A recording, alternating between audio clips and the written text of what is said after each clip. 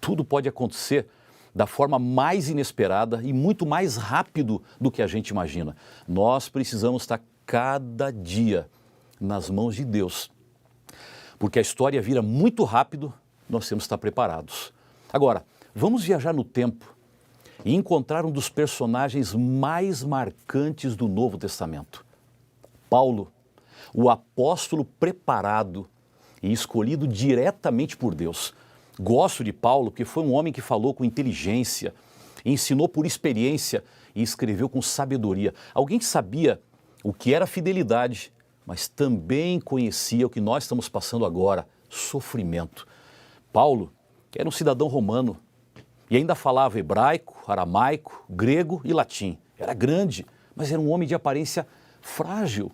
Uma descrição não oficial informa que Paulo tinha cerca de 1,50 m, era calvo, as sobrancelhas grossas, pernas tortas e com uma deficiência visual. Quando você junta todas essas características numa única pessoa, você vê que isso não o destacava positivamente entre os outros.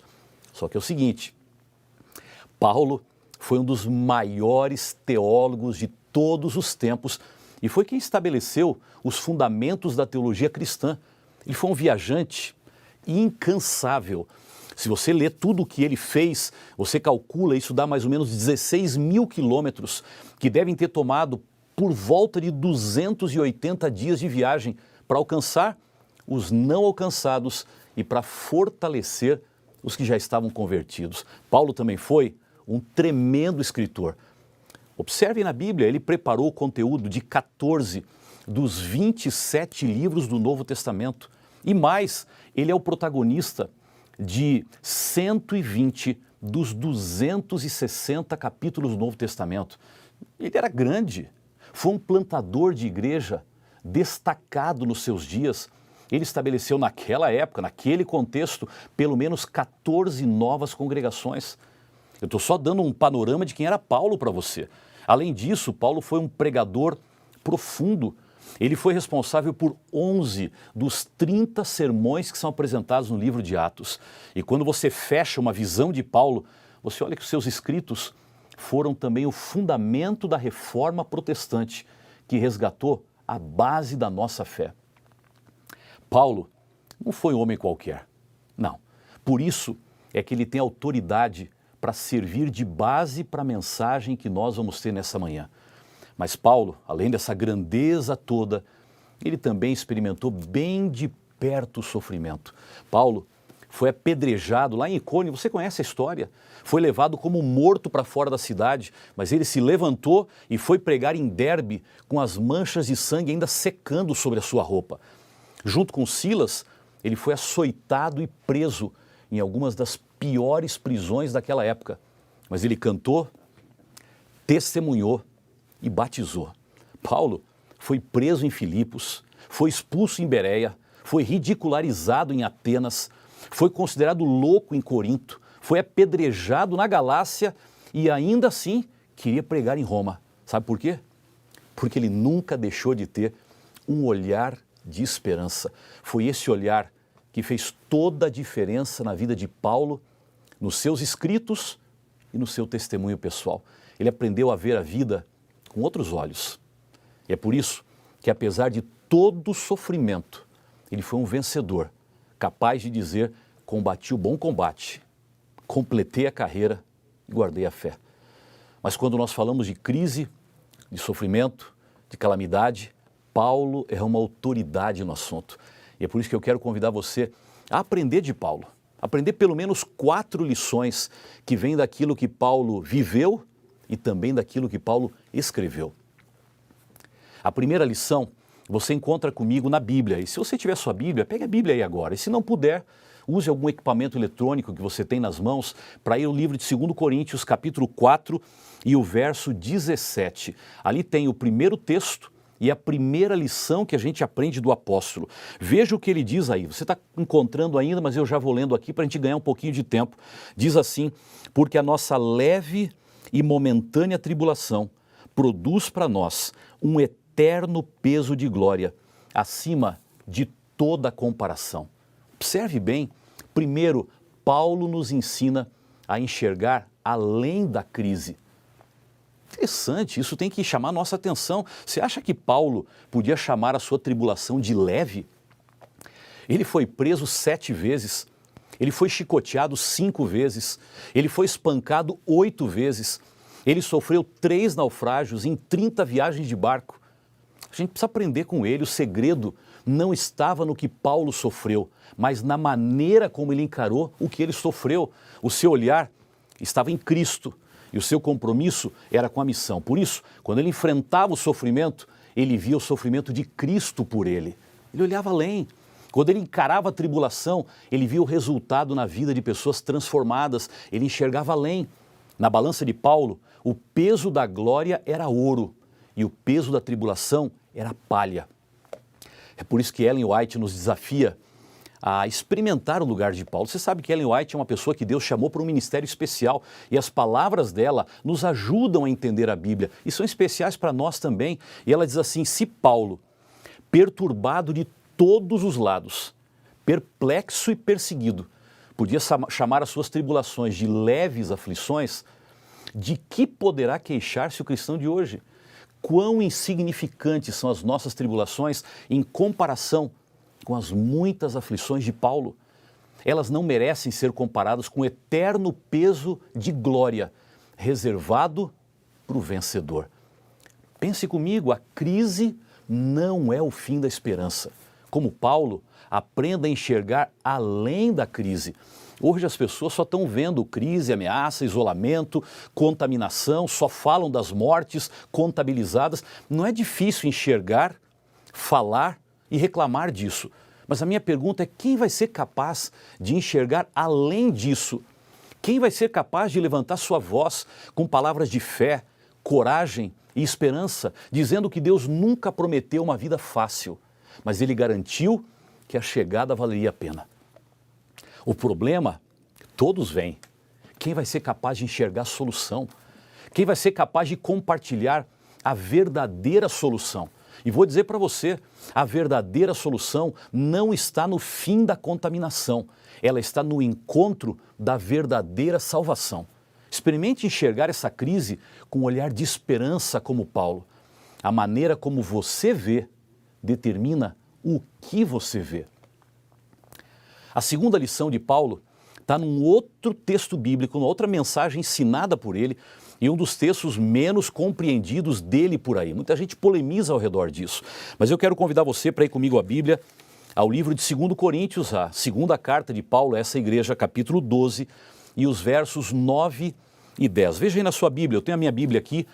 Procure aí no seu equipamento eletrônico, na sua Bíblia, marque esses versos. Eu queria que você sublinhasse enquanto eu vou falando, porque tudo isso aqui são lembranças que no momento mais difícil da crise, naquilo que ainda virá, você pode ler outra vez e dizer, meu Deus, renova a minha confiança. Veja aí a segunda lição, 2 Coríntios capítulo 12, versos 9 e 10. Diz assim, então ele me disse, a minha graça é o que basta para você, porque o poder se aperfeiçoa na fraqueza. De boa vontade, pois, mais me gloriarei nas fraquezas, para que sob mim repouse o poder de Cristo.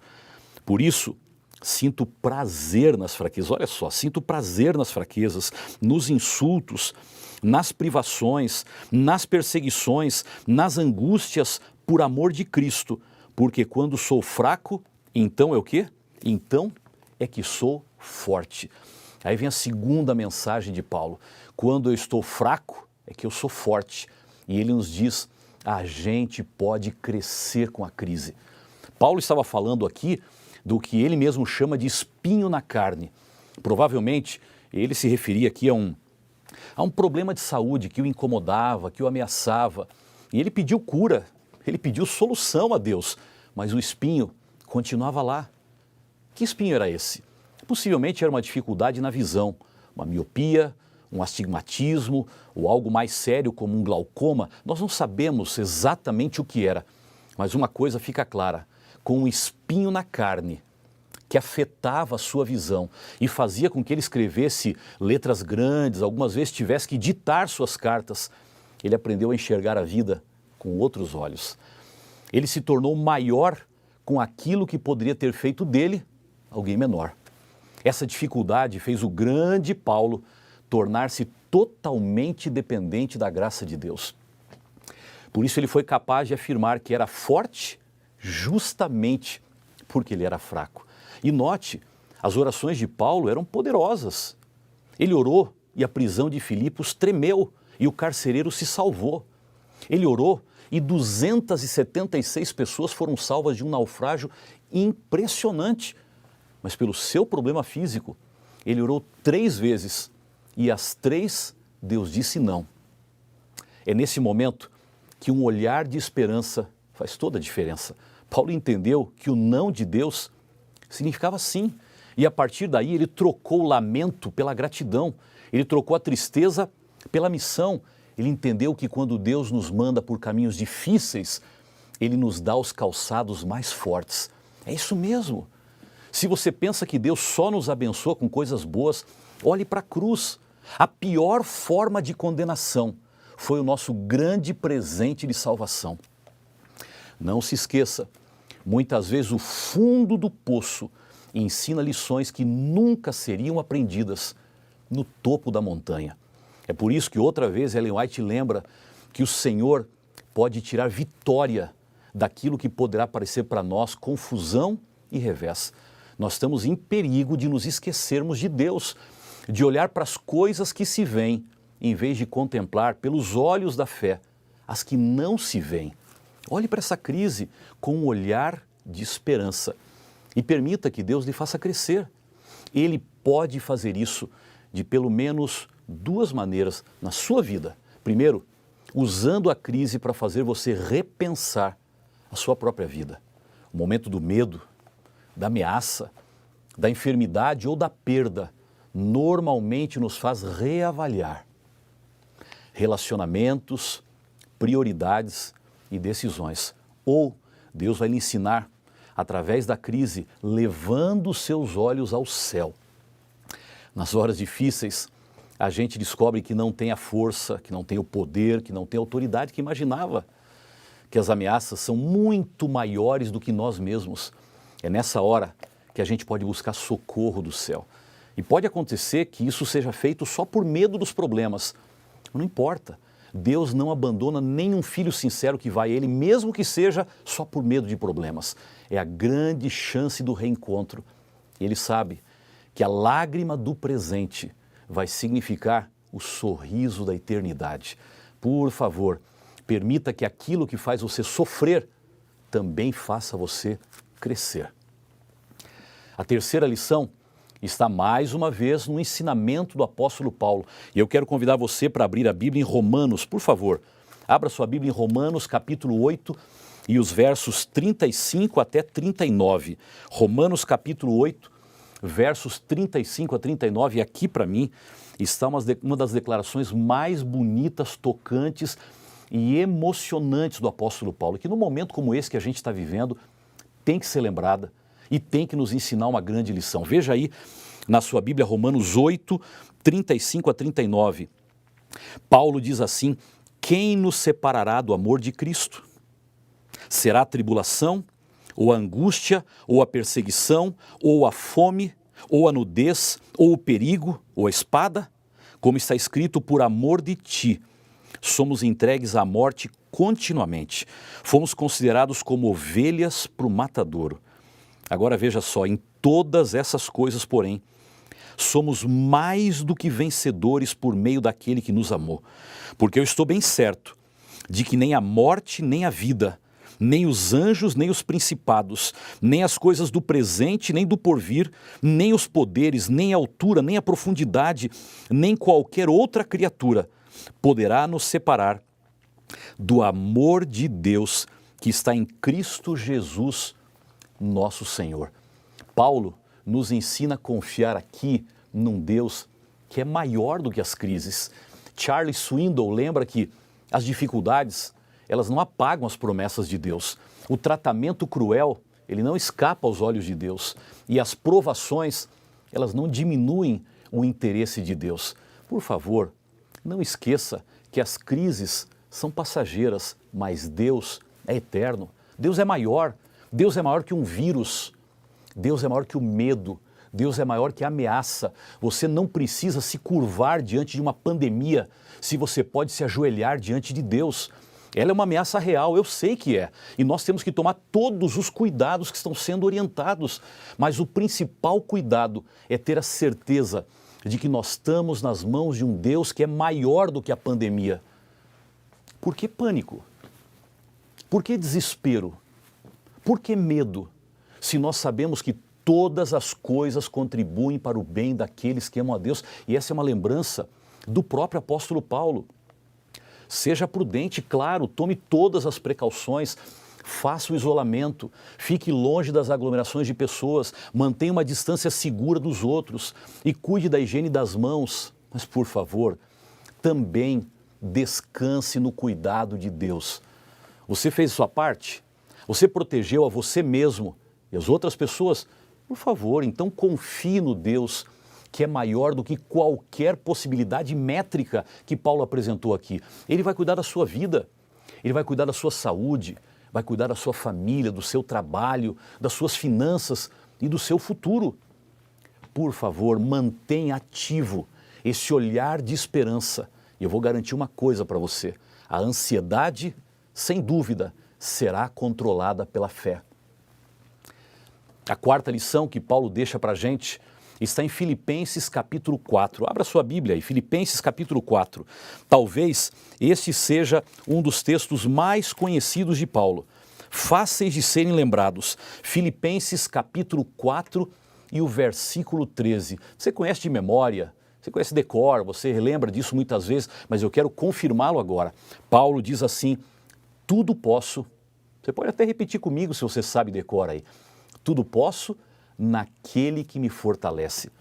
Paulo está lembrando a gente aqui de que é Deus quem nos sustenta em qualquer crise. E Ellen White, quando se fala sobre esse tema, ela faz uma pergunta provocante, mas em seguida apresenta uma resposta confortante. Ela pergunta assim: o Salvador abandonará você, deixando-o a lutar sozinho? Aí ela responde: não, nunca. Mas ela continua: nunca, porém, ele disse aos discípulos que eles não teriam provações, nenhuma renúncia que suportar ou nenhum tipo de sacrifício que fazer. Acredite, Deus aumenta a sua fé, provando sua fé. Primeiro ele ensina você a se ajoelhar, para depois lhe ensinar a levantar. É nas batalhas mais difíceis que Deus prepara os seus soldados mais fortes. Veja que tremendo o que mais Ellen White diz, e eu gosto dessa citação dela porque dá um panorama da história, não só do momento atual. Ela fala assim: a terra é o lugar de preparação para o céu. O tempo passado aqui é o inverno do cristão. Aqui os ventos gelados da aflição sopram sobre nós e as ondas de angústia rolam contra nós. Mas no futuro próximo, quando Cristo vier, sofrimento e lamentação terão fim para sempre. Então, será o veraneio do cristão. Todas as provas terão findado e não haverá mais doença e nem morte. Isso está claro para você, isso está claro para nós. Eu às vezes fico me perguntando, como é que nós vamos sair dessa crise? Essa visão nos ajuda a encarar e sair mais fortes. Nós vamos sair melhores do que nós entramos. Nós vamos sair mais cuidadosos com os nossos hábitos de saúde. Nós vamos sair mais solidários, entendendo que soldados solitários não vencem batalhas. Nós vamos sair mais conscientes da fragilidade da vida, do mundo, das superpotências e dos poderes humanos. Nós vamos sair dessa crise mais convencidos de que estamos muito perto da realização da nossa grande esperança. Nós vamos sair dessa crise mais preparados para enfrentar os dias em que nós viveremos em pequenas comunidades e aparentemente sem proteção nenhuma contra as ameaças do mundo. Será que nós vamos sair dessa crise mais dispostos a cumprir a missão, a compartilhar salvação, não importando a condição? Qual o verdadeiro efeito que essa crise vai ter sobre nós? Nós vamos deixar que Deus a dirija e vamos sair mais fortes. Você pode enfrentar essa crise apenas apoiado na mídia, nas autoridades ou nos profissionais de saúde. Eles estão fazendo um trabalho tremendo e fundamental, mas eles lidam só com os desafios dessa pandemia. O nosso olhar de esperança nos coloca diante daquele que lida com o grande conflito, daquele que trabalha no presente, prepara o futuro e garante a eternidade. É por isso que eu quero lhe desafiar a ter uma confiança completa no Senhor, para que Ele faça você mais forte, enquanto todos se sentem mais fracos. A crise é realmente difícil de ser enfrentada. Não é fácil neste momento ter um olhar de esperança. O mundo está assustado com os mais de 200 mil, chegando aí a 240 mil casos diagnosticados de coronavírus e as quase 10 mil mortes que nós já contabilizamos. Nós também estamos com medo, afinal, são milhares de histórias que tiveram um final triste. Mas uma dessas histórias me impressionou muito. Com certeza você ouviu falar de Li Wenliang, um médico de 34 anos, chinês, e que é considerado responsável por chamar a atenção do mundo para esse novo vírus. No final de dezembro de 2019, depois de atender algumas pessoas com sintomas respiratórios agudos, ele chegou à conclusão de que aquilo se tratava de uma versão mais agressiva de um vírus que já era conhecido e que matou mais de 700 pessoas no início dos anos 2000. Esse jovem médico oftalmologista tentou chamar a atenção das autoridades, mas não deu certo. Depois de voltar ao Hospital Central de Wuhan, o Dr. Li atendeu vários pacientes. Um deles, uma mulher com glaucoma. Ele não sabia que essa mulher tinha sido infectada com o novo coronavírus. E no dia 10 de janeiro, Li começou a tossir. No dia seguinte, ele passou a ter febre. E 2 dias depois, Li foi internado. Lá do seu leito no hospital, ele compartilhou pelas redes sociais as suas últimas palavras. E ele disse: se tivessem ouvido a minha mensagem e compartilhado as informações, teria sido muito melhor. Li morreu às 2h58 da manhã, no dia 7 de fevereiro desse ano, deixando a sua esposa grávida e o seu filhinho de 5 anos. Essa história me impressiona porque é exatamente a história de alguém que viu o que ninguém estava vendo. Um oftalmologista que enxergou o perigo e tentou alertar as pessoas enquanto havia esperança de deter o surto. Alguém que tentou espalhar uma mensagem que não foi ouvida. Na verdade, a sua mensagem foi ouvida e alcançou o mundo, mas só perto da sua morte. As autoridades chinesas reconheceram a descoberta e o Dr. Li foi considerado um herói que morreu para abrir os olhos do mundo para aquilo que estava por vir. Nós também precisamos enxergar o que ninguém vê. Precisamos alertar as pessoas não com a mensagem de pânico, de terror, mas com um olhar de esperança que nos ajude a ver além das crises, confiando que quanto mais escura for a noite, mais precioso será o amanhecer. Nós podemos aprender com as mensagens de Paulo e com a história do Dr. Li, que apenas um olhar de esperança e um compromisso com a salvação poderão fazer a diferença neste momento. Enfrente essa crise com precaução, mas também enfrente essa crise com oração. Sempre lembrando de que quando você fala com Cristo, você também fala de Cristo. Aí acontece o contágio do bem. As suas palavras transmitem mais segurança. O seu olhar viraliza mais esperança. E este momento de medo e destruição pode se tornar uma oportunidade de vida e de salvação. O meu pedido a você, neste momento, é para que você não fique paralisado pelo medo, mas peça a Deus agora, junto comigo, para que o Espírito Santo lhe levante, lhe ponha em ação, para que você tenha a capacidade de enfrentar a crise com esperança, para que você enxergue mais além, mas de maneira especial, que você seja uma voz positiva para ajudar as pessoas a entender o momento e, ao mesmo tempo, se aproximarem do Senhor, para que no momento da maior crise, eles tenham suas maiores oportunidades e encontrem uma nova vida. Minha pergunta é: Deus pode contar com você num momento como esse? Será que nós podemos juntos assumir o compromisso no final dessa mensagem de que nós vamos segurar mais forte nas mãos do Senhor? Nós vamos aprender com Paulo, nós vamos entender a história do Dr. Li e nós poderemos fazer a diferença neste momento para nós, para a igreja e para a comunidade, ajudando a prevenir o vírus, mas ajudando também a espalhar salvação. Vamos orar? Curva a sua cabeça onde você está e vamos pedir a bênção do Senhor. Pai querido, eu te agradeço por este momento de adoração virtual que tivemos agora. A nossa adoração, Pai, ela pode ser virtual, mas o Senhor é real. E o Senhor pode estar em todos os lugares, em cada casa ou em qualquer ambiente onde alguém esteja acompanhando agora a abertura da Tua palavra e essa mensagem que nós tivemos. O meu pedido apenas, Senhor, é que o Senhor nos ajude a entender claramente o momento em que estamos vivendo, mas não apenas com os olhos ou com o olhar que todos têm, enxergando apenas aquilo que todos veem, mas que o Senhor nos ajude a enxergar além, a recordar os conselhos e as orientações de Paulo, a recordar as profecias que vêm da Bíblia, a renovar nossa esperança e a entender que além da crise estão os braços amorosos do Senhor, que no meio da crise estão pessoas que precisam de uma palavra de esperança e que dentro da crise estamos nós que queremos aprender a depender mais do Senhor. Meu Deus, nós não sabemos o que virá nos próximos dias.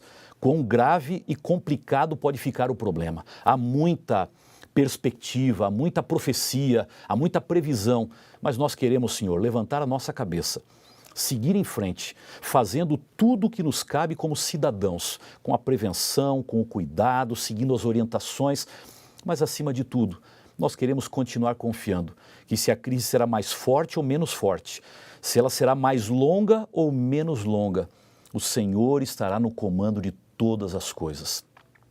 Dá-nos esta certeza, dirige a nossa vida e permanece ao nosso lado, hoje e sempre. Nós oramos em nome do nosso amigo, Senhor e Salvador Jesus Cristo. Amém.